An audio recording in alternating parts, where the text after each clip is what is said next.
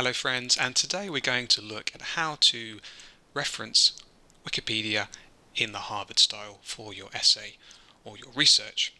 And there are 5 core components to create a successful entry for a Wikipedia post.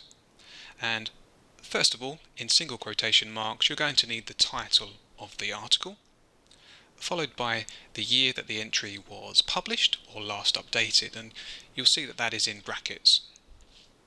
Moving on from that, we will need the title of the wiki site, and that's going to be in italics, and then available at : and then copy and paste the web address into your reference. And finally, and again in brackets, we have accessed : and the date at which point you last accessed that information. And if you are creating an in-text citation, you would follow the example at the bottom of the screen.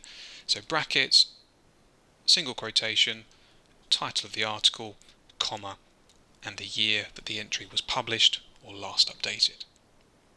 If you'd like a template of how to cite and compile your reference for a Wikipedia entry in the Harvard style, do check out the description below.